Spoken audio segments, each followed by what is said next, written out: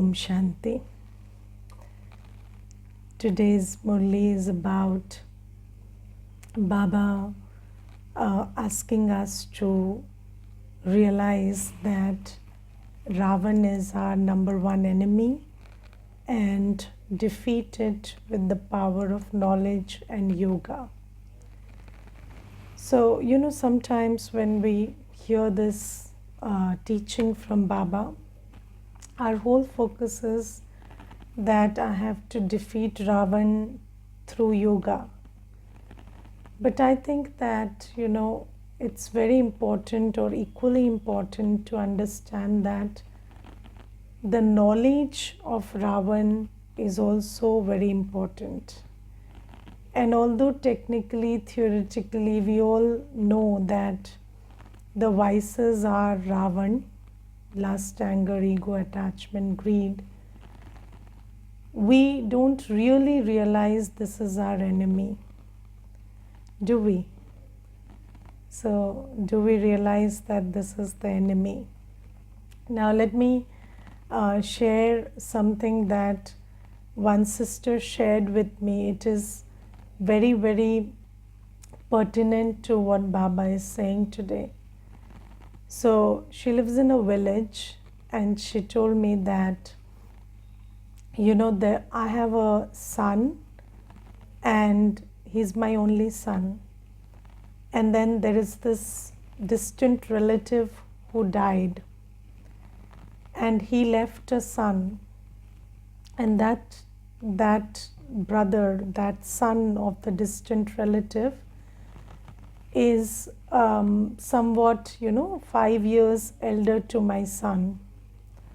So when my son was 8 years old, I had to take this other boy into my house because he had no parents, there was nobody, and there was a lot of social pressure that I should take him into my household and I should take care of him. So my husband and I agreed, and then this son walked into our house and he said that, and she said that he was very sweet, he was very nice. So he would do everything, he would love my son. So they treated each other like brothers. And there was a lot of friendship and love in that relationship. But now it's been almost 10 years he's with us. But what I realize is he's pampering my son, but he's also making him, adopt many addictions and many other stuff. And now my son is into his trap. He's kind of into his trap and he doesn't listen to any of us. He doesn't listen to the father, he doesn't listen to the mother. He only listens to that boy. And that boy is like, he's very loving, very sweet, but he's not allowing my son to do anything productive or study or do anything at all. And if this continues, then my son will become very useless, and then probably I will, the natural selection that I would make for the business, for running the business in future or anything, would be this boy, because my son is totally incapacitated in his presence. He is not allowing him to learn, study, grow, anything. He is just taking him to play and entertaining him and asking him to waste his time. And my son is so amused in his company that he doesn't want to leave anything. And now my son is 18 and it took us 2 years to in this 10 years, in the last 2 years we have started to realize that this is what is going on. Until 8 years we also thought that there is nothing wrong with this boy and everything. He's like a gift or a boon that we have received. But nowadays we have started to realize that this is what is going on, and however much I try to convince my son, he is not listening to me. So she told me this, and I was just thinking, that sometimes, it's the enemy makes you so comfortable, so happy, so he gives you everything, and then you don't realize that that's an enemy that has made you so unproductive, and that's an enemy that has made you an addict. And so just like, even if the mother or the father is trying to convince that boy that this is not good for your future, so right now he's not giving you any pain, or maybe he'll never give you any pain in future also, but what you're doing in his company is not serving you well, and in the long term you will see that you are of no use, you are not able to do anything productive. So this realization, and the son says, why do you think negative about him? He's such a sweetheart, he's always only doing what makes me feel good. So this feeling good is a very big problem sometimes. So these senses, they always try to tell you that what feels good is good, but what robs you of your power is never good. What robs you of your focus, concentration, what builds negative sanskars into you is never good. But while doing that, if you're feeling comfortable, if you're feeling good, it becomes a very big, illusion, and you cannot see through it. And this, when I listened to this story, so I was just thinking about how much that mother has to make effort. She has to make equal effort as Baba. Because Baba's work is also precisely that. Baba is every day trying to convince us that what makes you feel good is actually depleting you of your energy. And Baba's, so knowledge, experience, knowing from somebody who knows better is very important, because sometimes we are not, sometimes, or I would say when we are under the influence of vices, we are never able to understand that Ravan is my enemy. So lust, attachment, greed, so they are all mediums to satisfy your physical senses or your emotional needs. And then anger, when you get angry, it quenches your ego, or when your ego is fed, you feel so high. So all of these things, when they come together, they create an illusion that I'm feeling very good. But Baba says that this is why you need knowledge. Knowledge is required to see that which is not immediately visible. Yes, so you need knowledge of diseases and dirt, and you see science has given us the knowledge of COVID. Now, if there was no science, we would keep getting infected and nobody would know why. So you see, knowledge is always required to see that which is not very obvious to the two eyes. So sometimes that knowledge comes from human research, but Baba says even where human research cannot go, the ultimate enemy, because sometimes people will think that a virus or a bacteria or a nation or a religion or some people, they are the problem, or maybe it is the stars, or it is the astronomical condition, or it is somebody else who is the issue or the problem. So even science takes us there. It makes us look a little deeper, but then not at the ultimate. But Baba says you must understand that every problem in your immediate life, in the society, in the world, is an offshoot of low consciousness. So every problem is a result of low consciousness. So anything that has to be corrected can only be corrected by raising the consciousness. So Baba says all problems are creations of weak states of the soul. So even if there is something happening with the five elements of nature, don't get deceived that it's the problem of the five elements. No, the source, the center, the fulcrum is always the soul, and it is spiritual power which, when gets depleted, then everything else becomes, very problematic. So you see that technically, ideally, nature should be here and soul should be here. So nature would automatically serve souls.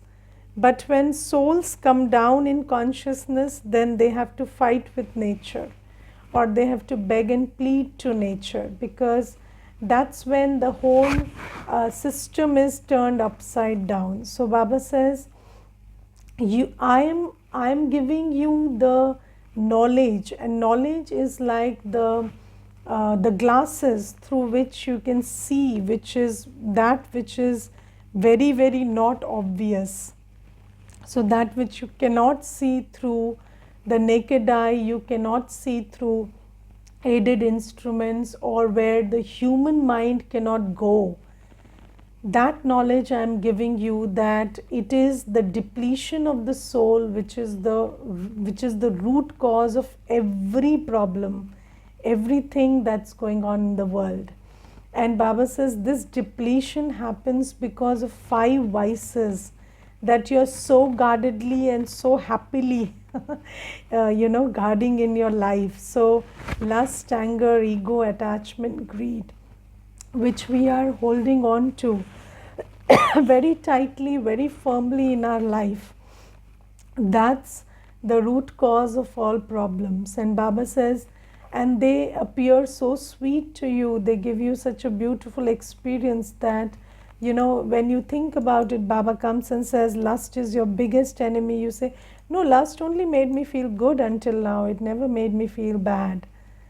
But that's how, it's sapping your energy, because you're not even able to know that it's sapping your spiritual energy, and you are giving away your purity, peace, happiness, potential to be in your spiritual power through this engagement in lust. And then, we argue and we reason and we talk about experience, and we say that no, in my experience, I feel that attachment has only given me happiness, or lust has only given me happiness, but it's not like that. So Baba says that's the paradox that we are facing, and we cannot rely on our feelings and experience to discern this enemy, because this enemy has behaved so sweet. We will never be able to figure out this is the enemy through our own wisdom. So that's that's the game that Ravan has played. And even in the scriptures, when they show Ravan, how does he come? He comes in the form of a Brahmin. Yes, Ravan comes in the form of a Brahmin, and he calls out to the morality of Sita. Yes, so that's how it is. You see, Ravan comes dressed as somebody who is going to do a lot of good to us, and it's come for us, and then it calls on our morality, and it asks, if you are a wife or a husband, then it's your duty to be lustful, and your attachment is something you owe to your children. So Baba says this is how it calls out on your morality, and this is how it comes as a Brahmin. Now you see, we all like to watch that play where Ravan comes and dupes Sita, and Sita crosses the line. So there is a line of the soul. So the soul has to stay within the boundaries of purity.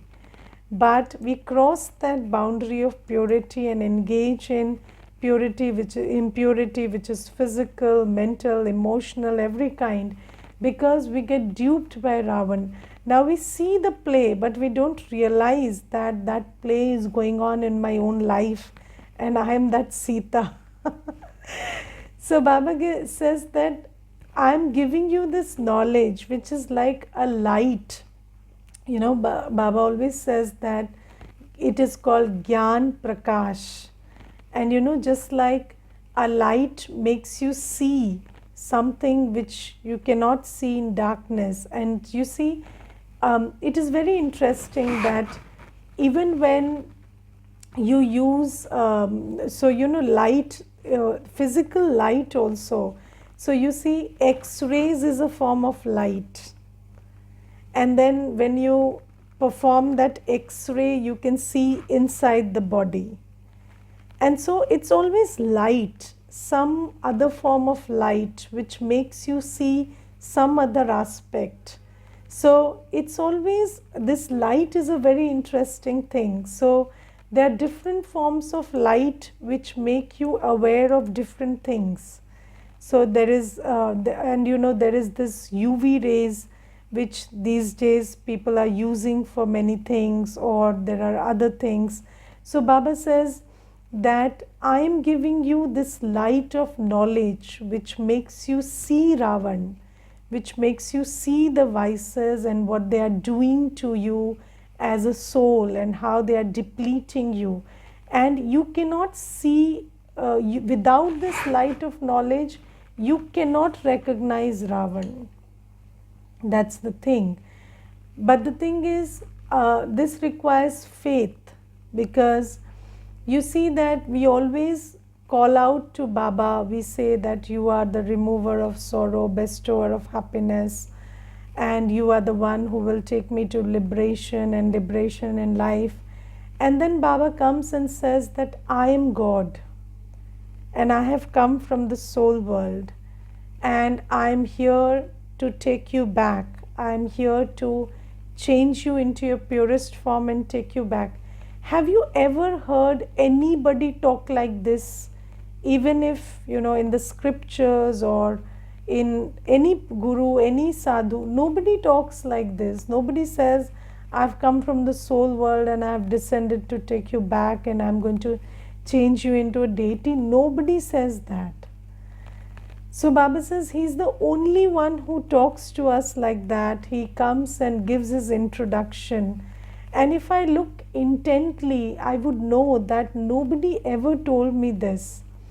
And Baba says that when you listen to me and you have faith that I am that Baba, then you surrender to my knowledge. And because this knowledge you cannot check by any means, because your own sanskars, your own buddhi, your own mind, your body, everything is under the control of Ravan. So it's only through knowledge that you can discern Ravan. And then Baba says it is through power of yoga. So first thing is you consider the enemy an enemy.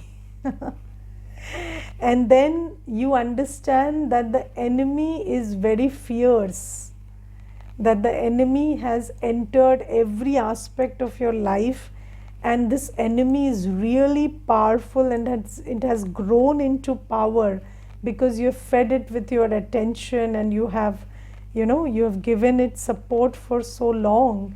So when you understand the intensity and the when you discern the enemy and you understand the intensity of how enemy like he is, then what you do, you understand how much yoga power you need to have.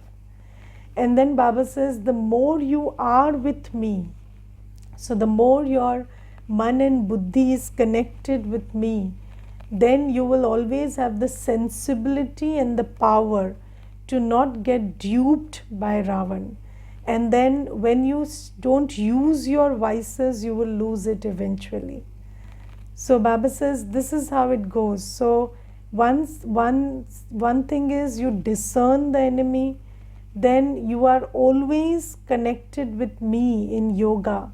So you never allow your man and buddhi to be duped by the vibrations or the opinions or whatever is going on around you. You don't let it be influenced by the old world, and you're always in awareness of what Baba says and who am I as Baba's child. And when you are always in awareness, then when your body, your mind, everything is betraying you, your old sanskars are all over the place, then you will be able to still act wisely, sensibly, in accordance with your virtues and knowledge. And then when you don't use vices for very, very long, then you will lose it and you will create the other set of sanskars. But Baba says it is very important to understand that Ravan is your enemy, and only through knowledge and yoga power can you win over it. So this is first thing that Baba wants to say today.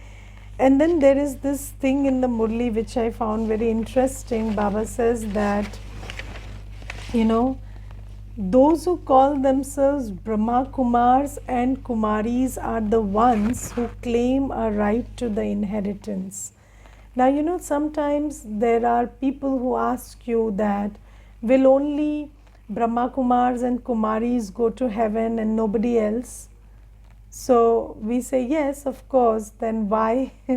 Why is it like that? Then you have to understand that nobody else is telling that you will go to heaven. So is any guru, any sadhu, any scripture saying that you will go to heaven or describing heaven to you?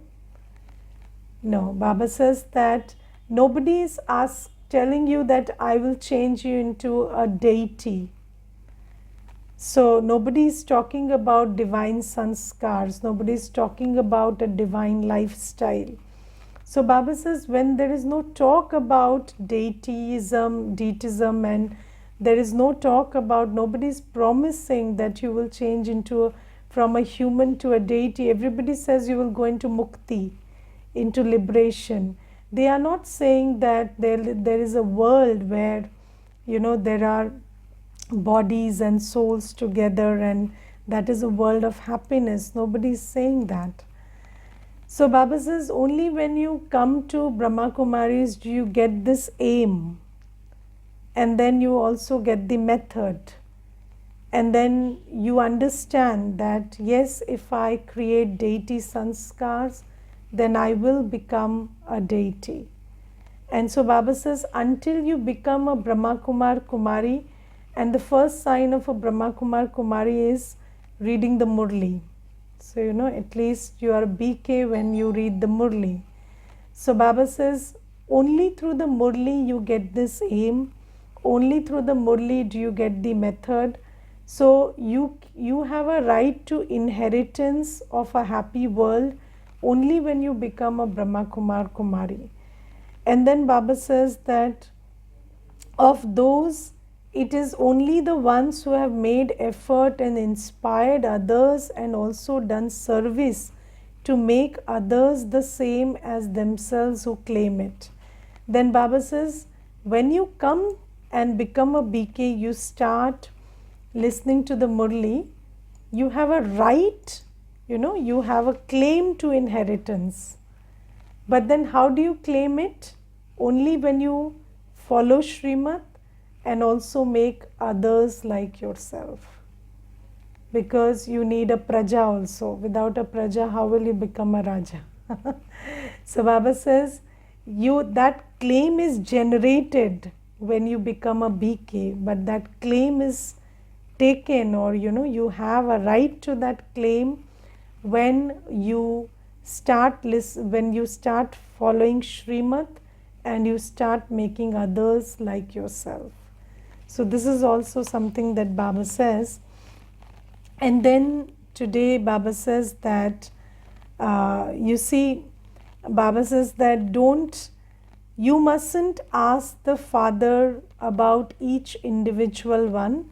The father would say, how would you benefit? Just remain engaged in your own business.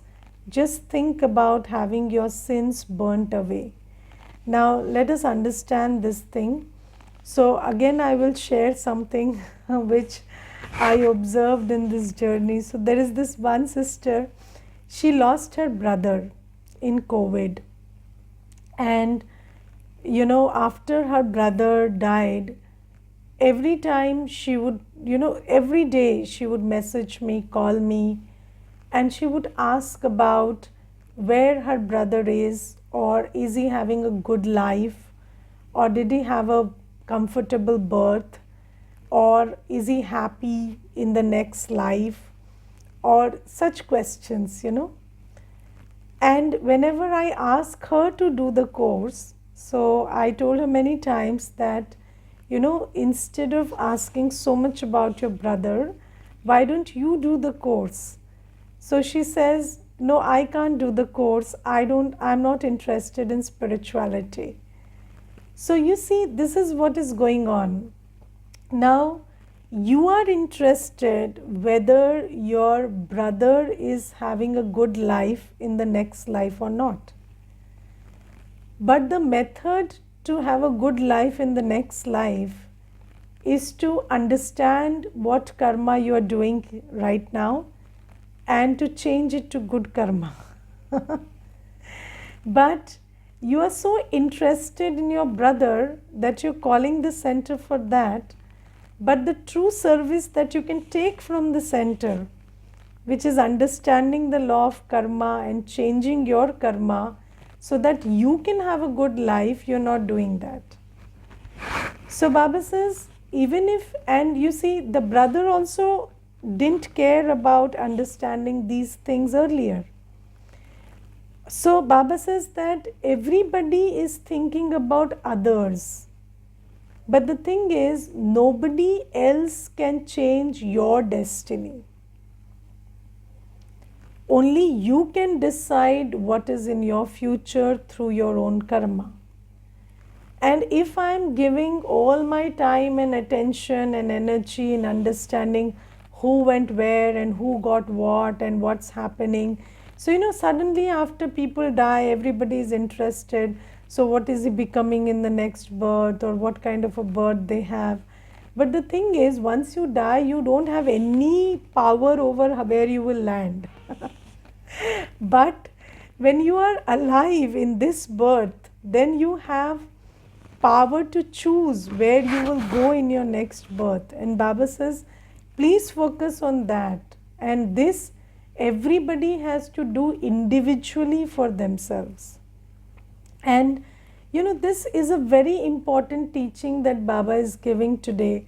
So yesterday also, I was conducting a class and there was this sister who said that my husband is into drug addiction and he needs help, but I don't know how to help him. So I said, if you asked a question which helped you improve in this session, then that improvement would have helped him.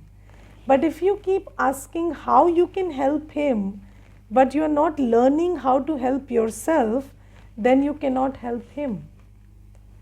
So do you understand that even if you want to help somebody, you have to help yourself first?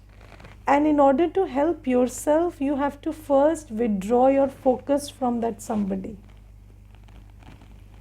Because until that somebody is on your head, you are not even thinking about yourself. And when you're not thinking about yourself, how can you do anything to improve yourself? And you are the only one who can improve yourself, and you are the one who can only improve yourself, not anybody else. So Baba says, stop asking these questions about others and what to do to others and how to change others, because the only thing that's in your control is you, your karma, your future, and everything else will respond to your shift if it is destined to. So Baba says, don't ask these questions, who went where, who did that, how do you change them, or how do you improve them? Because in asking those questions, you are wasting your time and thought of Sangam Yuga. And your whole attention, which can help you improve yourself, you're wasting that. And anyways, that person, so I asked that sister, she asked me, my husband is into drugs, and how can I help him? So I asked him, where is he now? So she said he has gone on a holiday. So probably he is there smoking, and you are wasting your Sangam Yuga asking questions about him. So how will you help him if he is doing his thing and you are thinking about him? So where is the man and buddhi available to draw power from Baba and help yourself? So this is a very important, very, very important teaching that Baba is giving us today. And then Baba says that, this drama is being recorded as it is moving and also being enacted, and all of these things are going together. So, and you don't have to be confused about it. This is what Baba is saying. So Baba says, this, whatever is happening in the present second, happened 5,000 years ago. So it is identically repeating, and also while you do it, it is a fresh karma, and then this is going to identically repeat after 5,000 years. Now, there are many things which, when you look from the micro point of view, look like a paradox, but when you look at it from the macro point of view, it is not a paradox. Let me give you another example. So, you see the earth is round, correct? The earth is a sphere. So if you walk on a sphere and go forward, you are actually going backward. Yes, you're walking on a sphere. Imagine a small globe. You're walking on that, moving forward, then you're actually going backward. Are you not? But when you walk on earth, are you going backward? So practically you are moving forward, but technically you are moving backward. So there are many paradoxes like this, which when you look at it from the micro view, so the micro view is I am moving forward, but the macro view is you are always moving backwards, you are always going back to where you started. So Baba says this knowledge, so even science, when you don't understand it and apply your limited logic, it can confuse you. But Baba says, similarly, you are doing the exact same thing you did 5,000 years ago, but you don't remember it. So it looks like a fresh thing. And that's why, and whatever you are doing right now will also be repeated again 5,000 years later, because every single second in the drama is connected to the last second and to the next second. So there is a continuity, there is no break. So when it is a continuous cycle, you have to return to the same point after a certain point of time. That's the nature of a cycle. You cannot deviate from that point. That's the nature of the cycle. And Baba says that this is how this drama moves. So every second is connected to the last second and to the next second. So you don't have to get confused in it, because there is no break, there is continuity. So obviously you will return to that same point after a point of time. So Baba says, obviously this will repeat, and it is the same thing that happened 5,000 years ago. But practically when you look at it, since you have no memory, it looks like a fresh karma, fresh act, and you are making the same choices you did. But right now, it doesn't look like a repetition, it looks like a very fresh thing that you're doing. So, this is also something that Baba says. And then in the Murli, Baba today says that you must understand. Baba asks you this question: how many children do you have? You then consider Shiv Baba too to be your child. So tell me which child will benefit you. So Baba asks, so if you have 4 children also and Baba is a 5th child, who will actually benefit you? It is only Shiv Baba. Those 4 cannot benefit you. Therefore, you should make him your heir, shouldn't you? If he is the one who is going to benefit you, then why don't you make him your heir? The time will come when no one will be there for your cremation. So Baba says, parents have this hope that, my child will bury me or, light fire to my funeral. And Baba says there will be time when there will be destruction. Nobody will be able to cremate anybody. So no cremation for anybody. Okay, so no funerals being organized in Vinash. So Baba says, don't wait that your children will do that for you. Nobody will do it for you. Nobody will do it for anybody else. Baba says, therefore, the father says, renounce everything, including your own bodies, become trustees and continue to follow Srimad. So again, we have to act through knowledge, and knowledge tells me that mine is one Shiv Baba and none other. So when I have strength, so let me understand that my body, mind and wealth, when I give it to Baba, then it will be put to good use and it will create good karma for me. And if I use it according to how I believe it needs to be used in the world, then I will be at loss. So Baba says he continues to give you direction and serves you in order to make you into the masters of heaven. Baba says, I am altruistic. Baba says, I don't take anything, I don't need anything, I don't get anything. I am asking you to do everything, use your mind, body and wealth according to my directions so that you can have benefit out of it. Only the one Father, the bestower of salvation for all, is altruistic and ever pure. The Father says, children, become my helpers. Baba says this whole world has to change into Satyug and Baba needs our help. Baba says to become my helper means to become your own helper. But if we help Baba, then it is like helping ourselves, because in being Baba's right hand, when we use our resources, then our resources multiply and we create a fortune for ourselves. Okay, Om Shanti.